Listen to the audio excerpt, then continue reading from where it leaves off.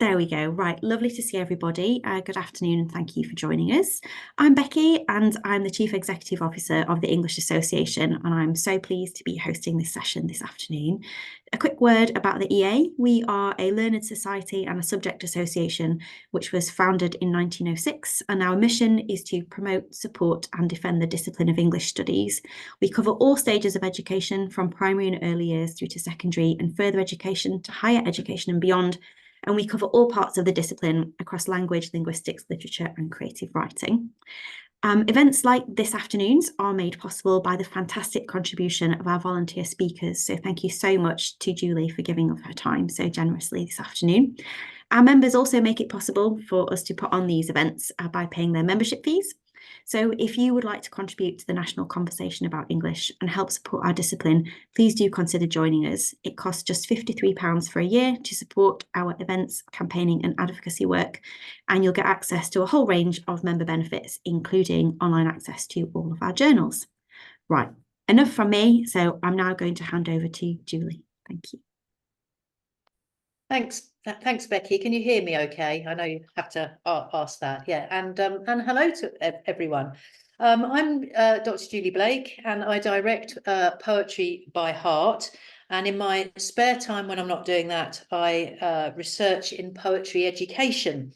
And my specialist mastermind subject, or maybe pub quiz subject, is all of the poems selected and specified for GCSE since it began in 1988. So anything you need to know about that, feel free to ask. And of course, that's relevant to our topic today, because what I'm going to be showing you is a resource that we've built in Poetry by Heart, not just for the Poetry by Heart programme, but also for anyone who wants to use it in relation to GCSE teaching. So I'll talk a little bit about the background of that, but most of the session today is going to be a demonstration of the resources that are there, that are free and that are freely available if you want to use them. So that's that. In terms of who you are, I would absolutely love to know a little bit more about who's in the room. I can see a few faces, but I'd be really interested to know in the chat, as I'm kind of talking, I'll kind of keep an eye on that, about if you have any connections already with Poetry by Heart, if you've tried it, if you've taken part in the competition, if you've ever used our resources, if you've ever learnt a poem by heart yourself, as well as any questions that you've got. Poetry by Heart has been going, the first competition was in 2014, but we were working on it from 2012. We're now getting to the point where I can be at a teacher event and someone will say, oh yes, I was the Somerset County champion in 20 whatever, and it's making me feel a little bit old, but also very proud of the way that people talk about it even now. Okay, so if you haven't come across Poetry by Heart before, it's the national poetry speaking competition for schools in England, in which pupils from Key Stage 2, 3, 4 or 5 and school staff can choose a poem or two, learn them and perform them out loud for other people in school. It all takes place in, well, it doesn't all take place in school. The most important part takes place in school, which is precisely that activity of engaging young people, getting them to think about a poem spoken aloud and what that means, and getting them to enjoy each other's performances and celebrating that. But from that, schools then select which pupils they'd like to enter in the national competition. You get so many places, you video them, send them to us, and then begins our mammoth task, which we have just sort of finished, of watching every single one of those videos and commenting on every single one of them and producing certificates and sending those comments back. The very best out of all of that process come to Shakespeare's Globe on the 1st of July this year, and they will get to perform their poems live on stage, and some of them will be competing to become national champions.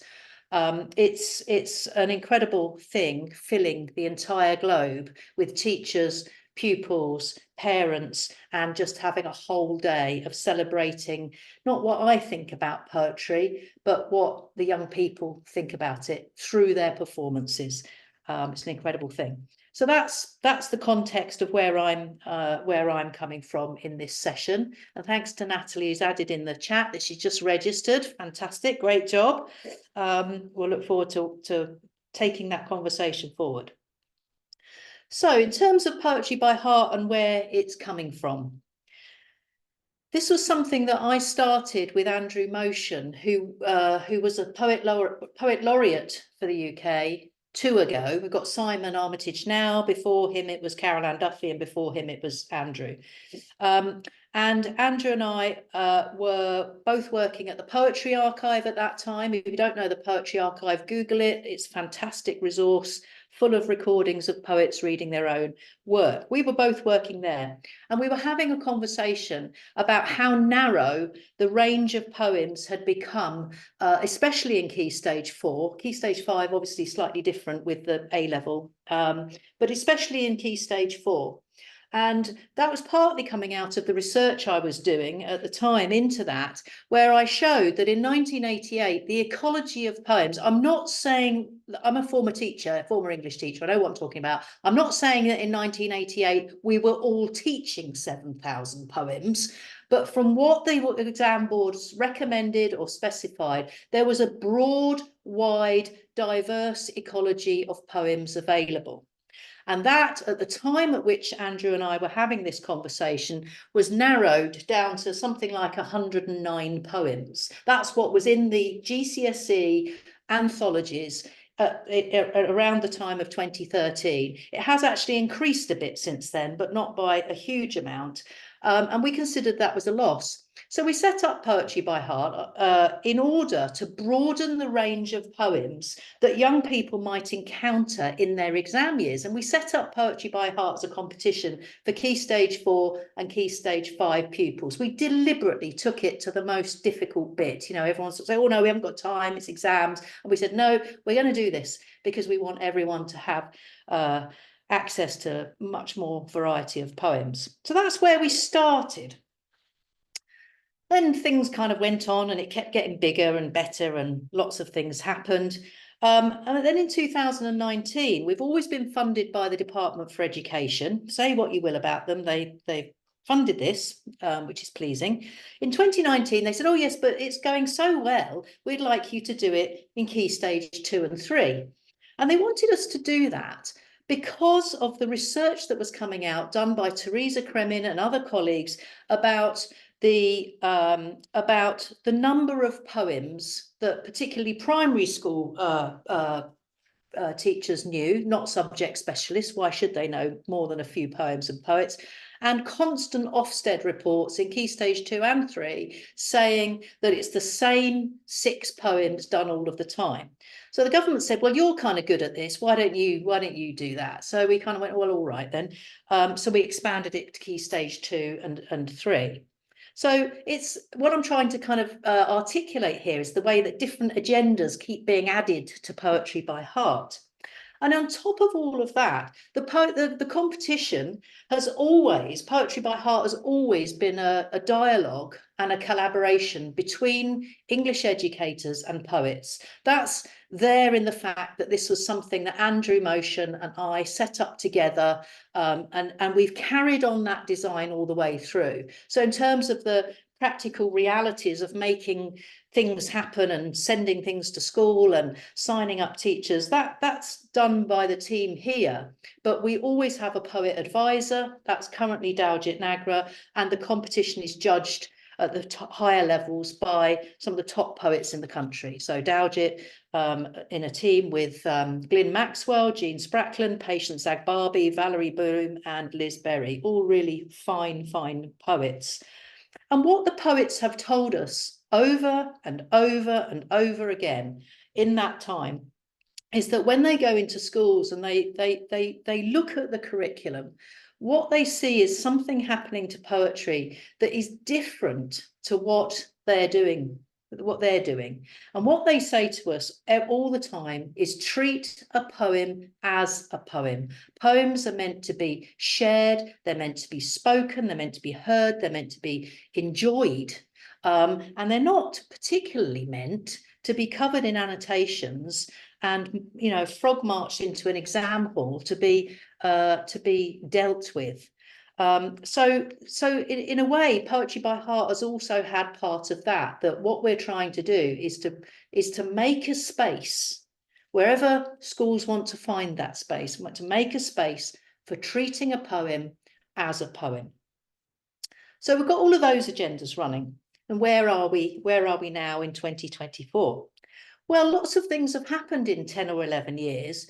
And I can see the names of some teachers who are in the room here who are extremely experienced Poetry by Heart people. And I invite them to, you know, drop in a few messages in the thing, sharing what they think of it. It's not just from my point of view. But one of the things that's happened over 10 years is that we started as a kind of extracurricular thing. This was just something fun to do, broaden the range of poems, off we go. But actually, over time, schools that have worked with us over a number of years have often started with poetry club with 4 pupils, 4 keeners, kind of go, yeah, we want to do some poems.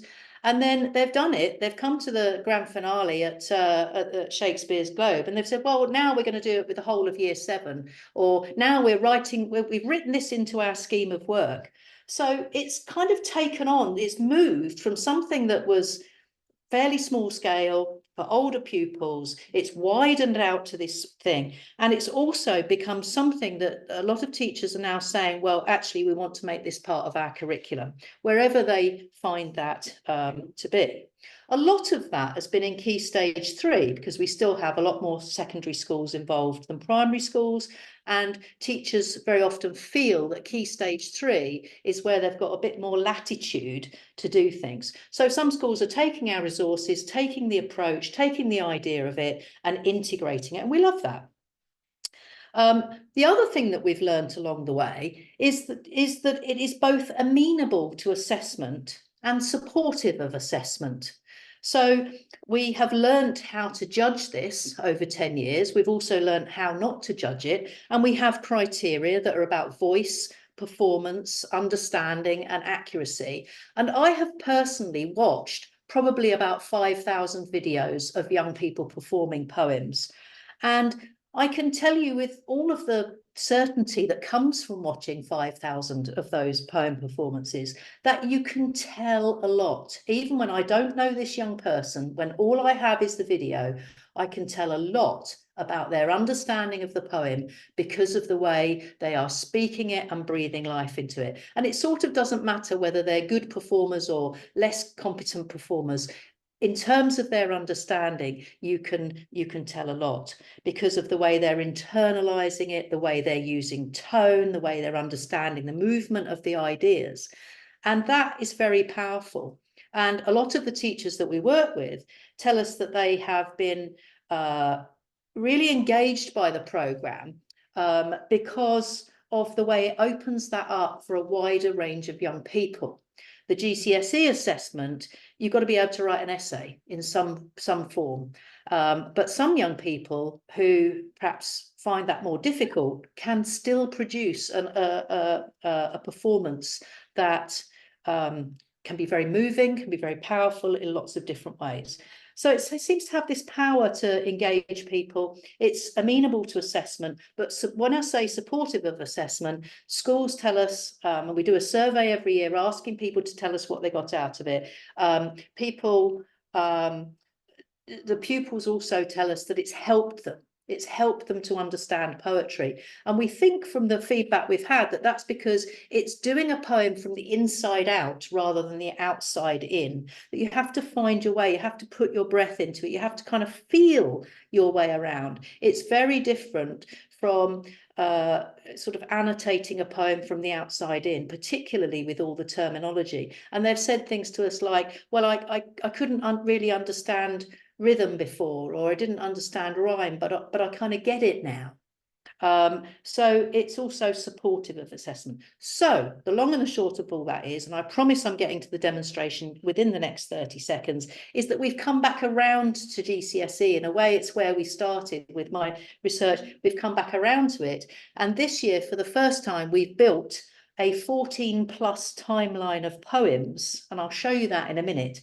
And on that timeline, we have put every poem that features currently in the GCSE anthologies of AQA, OCR, EdXL and EduCAS. We haven't added the international GCSEs yet. We're still a bit busy with the first four, but we kind of would like to in the future.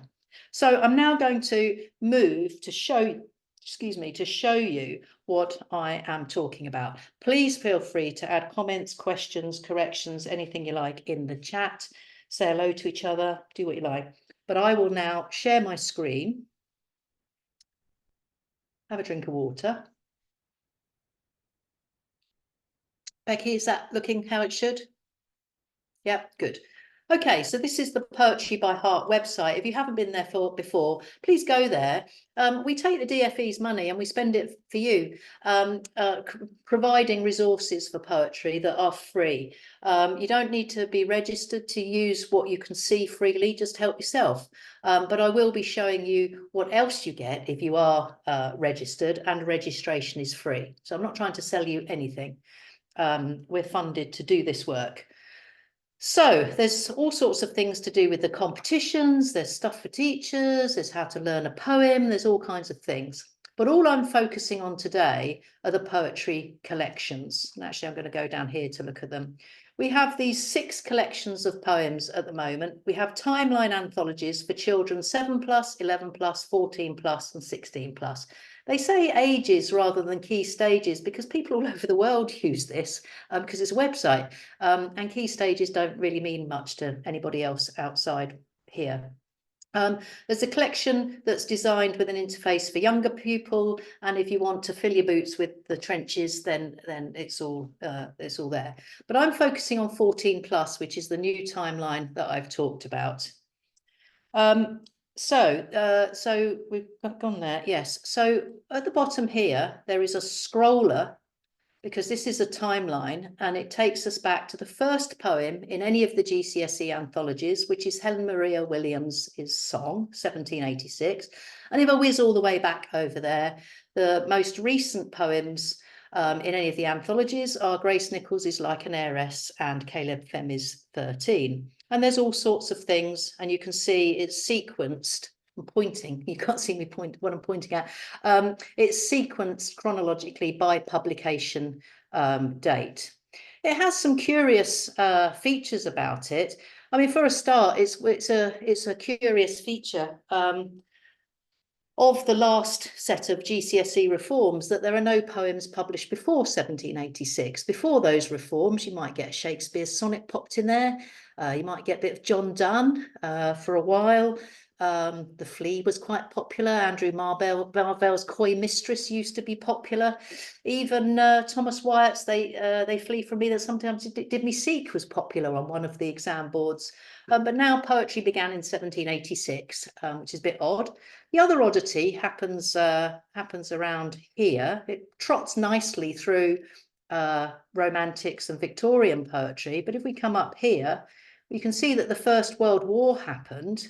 And then suddenly we go from exposure in 1918 to Vergismeinnicht in 1943. It's like the English teaching profession has said, oh, for goodness sake, don't make us do modernism, because that would be horrible. So there's no T.S. Eliot's earlier poems that we do have, I think, later. But yeah, there's a hole there. But there we go. It is as it is. That's what happens if you take all of the GCSE poems and put them in a line. So there's a resource for you. You can find your GCSE poems, but there's also a whole bunch of poems that if you're also preparing for the unseen poems, well, these might be fairly obvious choices because other boards have done them, but they're there for you, all there for you to kind of look at. And I'll show you what I mean. It's not just these little face tickets. I'll show you the poem pages in a minute. We've put portraits of the poets on these things, because we want young people to see that poets are human beings, that poems don't just arrive in an anthology kind of issued by an exam board. They are works of art produced by people. And these portraits are always interesting. And it's really interesting talking to young people, because often you'll say, why did you choose that poem? They say, because the poet looked like my granddad. And that's as good a reason as any I've got for choosing a poem. So we've got that. Then if you go here to this funny little symbol here and click on that, the clusters drop down. If you want to filter for pre-19 and post-1914, you're not likely to need to do that in GCSE, but in that competition, it's one of the criteria for how you choose your poems. You might want to choose by the gender of the poet. And at the moment, what we have are the awarding body clusters. So if you want to look at all the poems in the AQA anthology, you do that, and then there they are on your own little timeline. But probably what's more useful is to pick your cluster. You might want to look at your cluster. So I'm taking AQA's most recent cluster, AQA Worlds and Lives. Click on that, and then that's your 15 poems, and you can see them in time. When you do that, really weird things happen, because we go from 1865 to 1995. Well, there's no reason why an awarding body needs to do things chronologically. That's my obsession, not theirs. But it does make evident some of the kind of strange things about the clusters, or the curious things about them. So you can see your cluster. I'm going to stay in this cluster. Other clusters are available in order to demonstrate what happens when you start drilling in. So if I open up the earliest poem in this cluster, Lines Written in Early Spring by Wordsworth, then the poem page appears. And in most of the cases, the poem text is right there. It's there for you. There you go. You can have a look at it. You can print it off if you want. We take great care over the copyrights. This poem's out of copyright, as it says down there, but where they're in copyright, we get that. What that means is it can be very slow to get copyrights from copyright holders. So sometimes you might find a little bit of snippet of the poem and a link to where it is somewhere else. But if you're doing it as your cluster, you've got them in your anthology, so you don't quite need to worry about it. We're adding them as fast as we can, and we aim to have them all. So there's the poem. On the right here is Explore the Poem, and you get a short little piece designed to engage a student in thinking about these poems. And it's not designed to give them the answer that they need for a GCSE question, because A, why would we do that? And B, how could we possibly do it? They're designed to help a pupil get an edge on the poem, to kind of get inside it. And they're coming from our perspective, which is about speaking a poem. It's about thinking about how to voice it and some of the things to do with voice. So they're a way into the poem that's starting with the poem, treating the poem as a poem. Then you'll get some stuff about the poet, just to give them an idea who wrote it. And here we put any audio or video that we think might be helpful for young people. So this one is a poetry podcast that features this poem, and you can click on that and it will play. So that's on there. I'm not going to go there yet. I'm going to go back. I'm going to go to England in 1819. I'll just show you a couple of others. Same kind of thing. Another kind of video there. I've got 4 I'm just going to show you. I'm going to flip open James Berry and On an Afternoon Train from Purley to Victoria. All the same kinds of content. But here in the performances yellow box, we've got former pupils in the competition.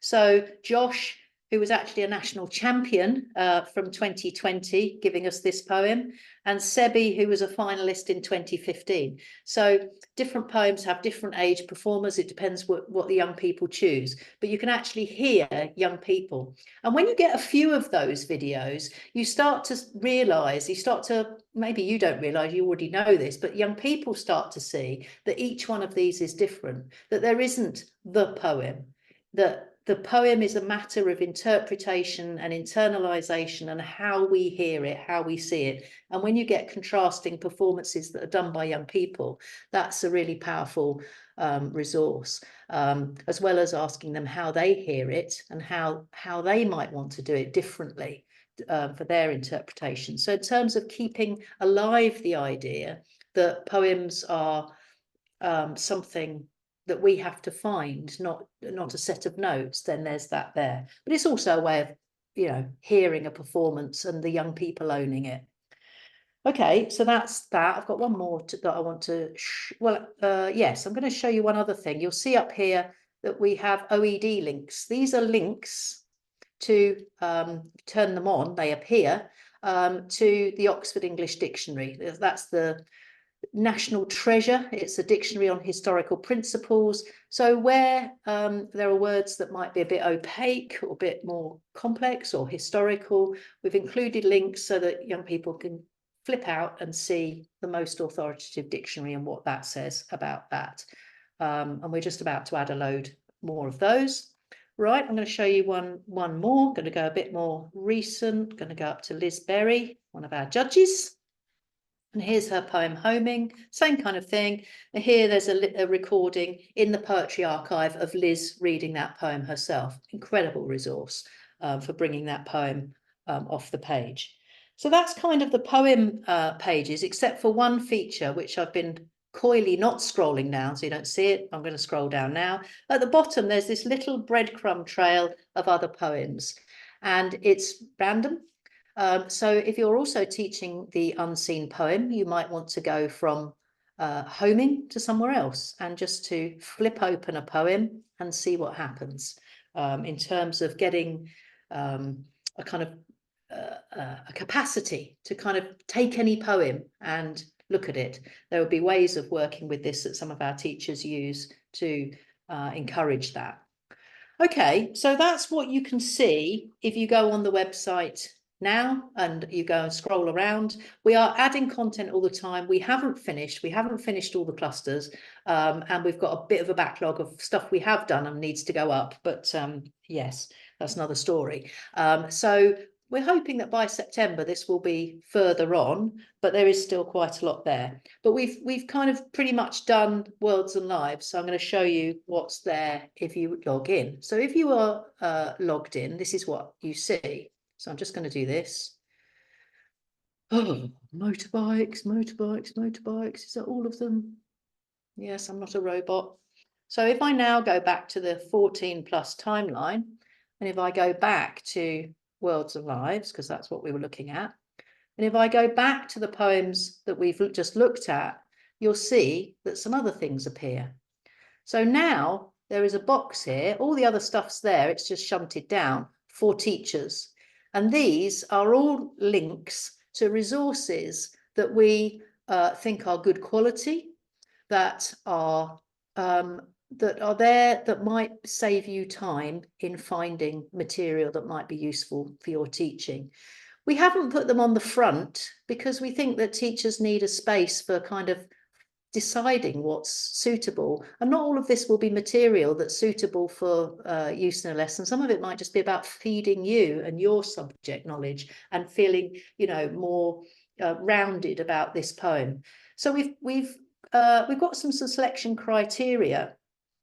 We've generally included a bit more biography than just the little snippet we have on the front end. But then here you can see, if I just flip this open, this is a whole, thank you, Guardian, piece written by Carol Rumans, who writes a Poem of the Week thing in The Guardian on lines written in early spring by William Wordsworth. Now, of course, you could Google lines written in spring and find that. But I can tell you, having worked with our poet who produces this for us, that generally you have to scroll through about 120 things to find the good stuff. And we've developed antennae for finding that good stuff quickly. If you Google any one of these poems, you're going to first of all get all of the kind of homemade resources and all kinds of stuff that is very variable quality. So what we've tried to do is to speed that up by selecting stuff that's very good quality. So you can see a whole variety of things there available for that poem. I'm going to go to England in 1819. So we've got biography. Again, we've got Carol Rumans' Poem of the Week, which is so well written. They're really good. We've got an in-depth reading of Shelley's poem that includes a lot of criticism that might be of interest to you. There's some stuff about with images and artifacts of the Peterloo massacre. We've got Benjamin Zephaniah talking about his love of Percy Shelley, which generally surprises people. And we've got YouTube videos exploring the poem. So there's a whole mixture of different things, and you can decide how much use you might want to make of them or none. There's James Berry. We've got things like poets. Again, treat the poem as a poem. How do poets see this poet and these poems? We've got that kind of material. We've got James Berry talking about his poem writing process. So we've widened out to include not just critical material, but creative material, and as well as more video material. So here he talks about his poem writing process. And if I go to Liz Berry, there she is, and look down here at some of the things.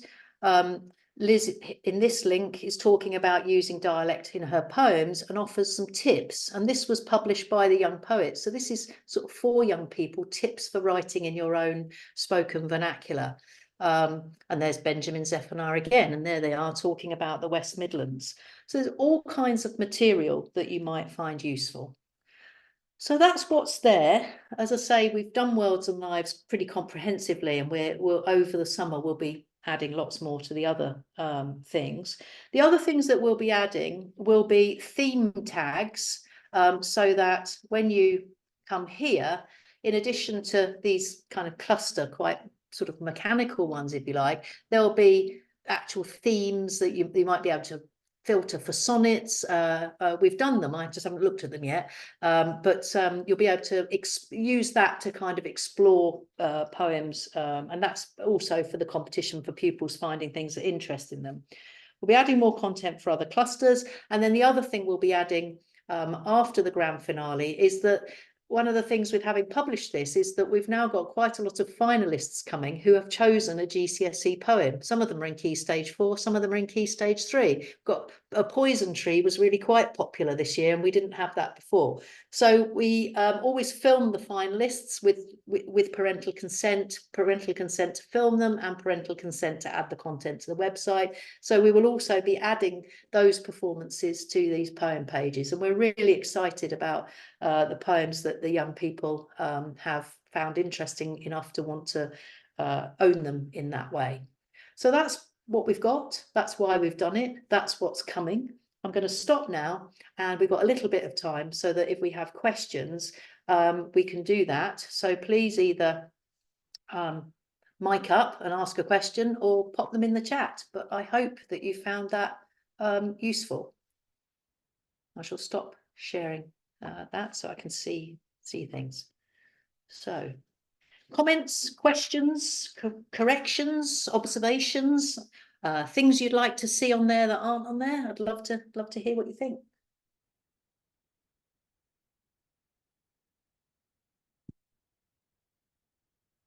I know it always takes a while when someone says that. You think, oh, I'll just send a note, and then you've got to type it. So I'll just drink some water.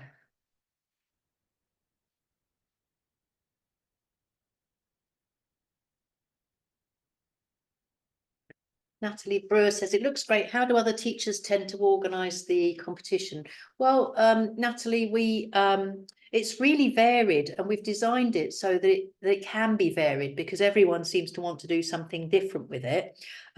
We have loads of resources on the website, and when you sign up, well, once we get to next year's competition, we'll launch on National Poetry Day, October the 3rd. Once we get to that point, everyone who's signed up at that point will get a pack of materials to do things with, but it varies. So some people do it as a poetry club, and we have like a scheme of work for a poetry club over a few weeks. Some people just set it as a challenge for every class in year 7 or something, and they all learn a poem, and then they have class heats and all kinds of things. But it's designed so it can be as big or as small as you like, as informal or informal. We want you to make it what you make it. And Don James is in the room, and he is a breeder of poetry by heart champions. So he might tell you how he organises it. I always pick on Don. So Natalie's saying, if we register now, it'll be for next year's competition. Yeah, we've just finished this year's competition. We're just about to send the certificates, and the finalists will be coming to the Globe, Shakespeare's Globe, on the 1st of July. So that competition is not quite over because we've got the 1st of July bit. But we launch on the 3rd of October at Shakespeare's Globe. And then it's up to you when you run it. You'll have until the end of the spring term to finish your activity in whatever format you decide, and to upload your entries. All the way through the spring term and the autumn term, we have weekly drop-in Zoom sessions where you can come and meet Charlotte, who's our head of learning engagement, and you know, you could just come and there'll be other teachers who organise it and have a chat, talk to Charlotte, and work out how to tailor it for your school. Hi Don, sorry that was bad timing with my kids at the moment, very loud. Major tip, get it advertised across the whole school. Students will come. Yeah, we don't quite know why they come, but they do. Sometimes they're interested because it's a competition and they just want to be in the competition. Sometimes it's because they really want to do poetry, and sometimes they come because their mate's coming.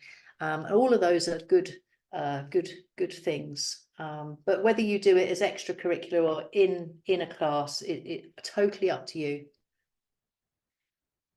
But we will help you. Any other comments or questions or things about the timeline? I'd be interested to know what you thought of what you saw, whether you thought it was a pile of junk or whether you think that there were things that were useful. I'd welcome that feedback from what you've seen.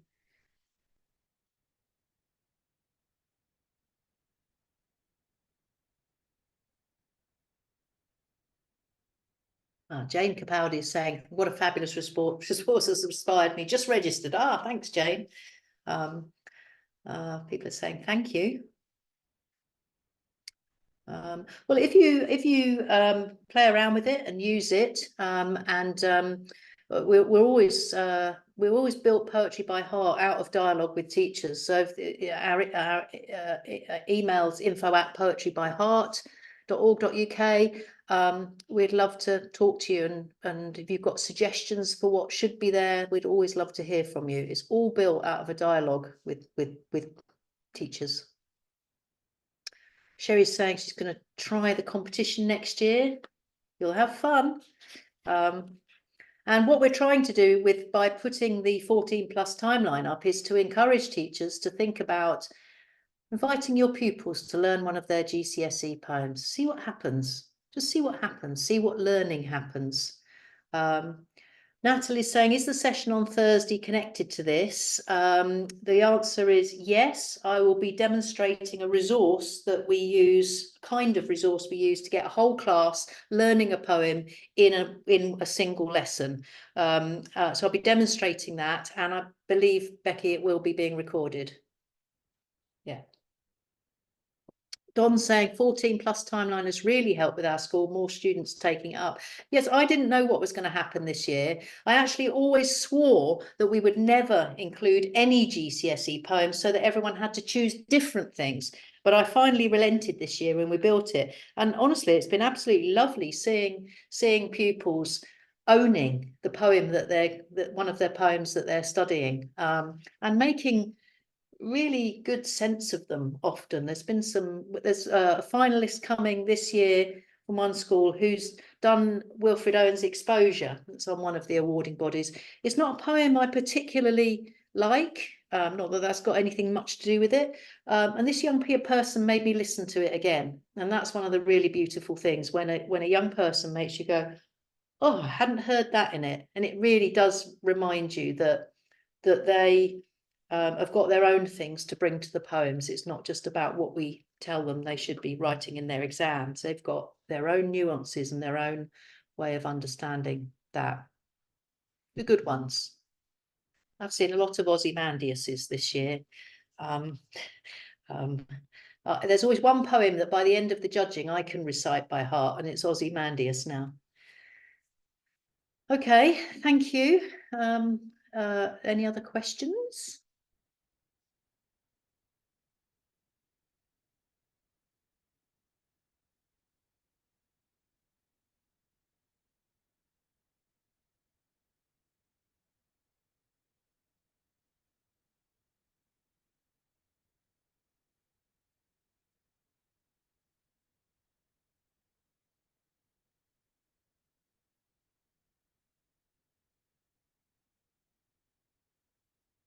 All right, well, I can't see any more questions, but for those of you who are still there, there's plenty of you, I'm going to show you one other resource that you might like more widely. So let me just go back on my screen share.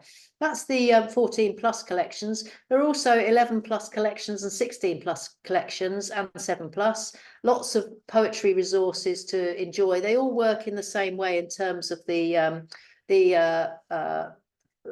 always does it every time I excuse me. Every time I demonstrate this, it does that, and it never does it otherwise.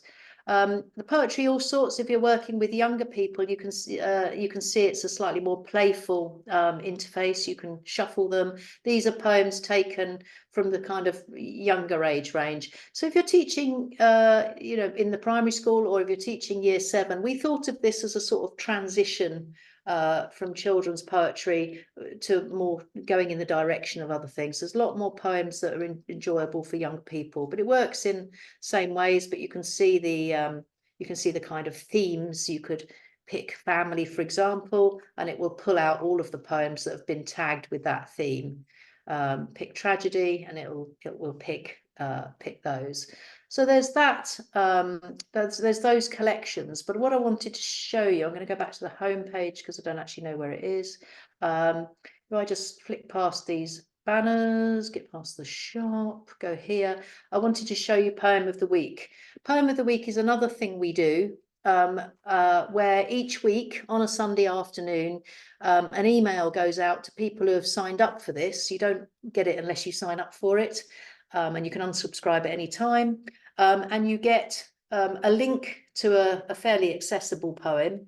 And you get an activity to help lift that off the page. And we've just started a feature a few weeks ago that also includes on it a word of the week. So that might be a poetry word. This week, the word is sonnet, and explains a bit about the history of the word and a bit about what it means. But it might be a word from the poem. So it's just a kind of way of connecting with some of the concerns and interests that we have as teachers around vocabulary, but making it context specific, not doing kind of word lists that have got nothing to do with what we're doing. It's integral to the poem that we're looking at. So if you want that, then you can sign up for it there. And it will give you a pedagogical repertoire of things. So even if you don't use every one, if you just sort of browse them, it will give you a much broader range of things that you might try in the classroom, either to get a poetry by heart competition going. You could start with these, do some of these activities with young people as a way of building up to the competition. But some teachers say, that's brilliant, every Sunday I've got my Monday lesson planned. It depends on what you want to do with poetry. We've got some schools using this resource in variously named type initiatives to do wider reading in school, of just reading that poem on a Monday morning and having that space. Some in library sessions, in tutorial sessions, tutor group time, just using it as a ready picked kind of poem to widen that out. So that's another resource that you might enjoy.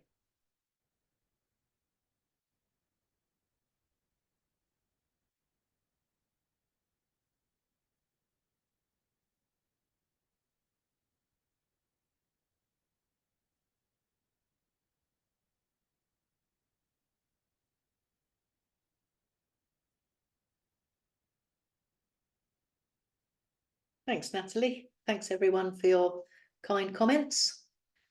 I hope you've all found something useful or interesting to take away and try. Thank you, Julie. Thank you so much for sharing all of that with us. I love the idea of the weekly email as micro CPD. That's a great way of framing it. So thank you. Thank you to everybody for joining us. And perhaps some of you will join us at our session on Thursday lunchtime, where we'll do a poetry learn along. I'll be there and I'll be joining in. Very much looking forward to it. I've had the privilege of doing a learn along with Julie once before, and it was fantastic. So I hope to see you there. But for now, I will let you all go to enjoy the rest of your afternoons and see you again soon. Thank you. Thanks.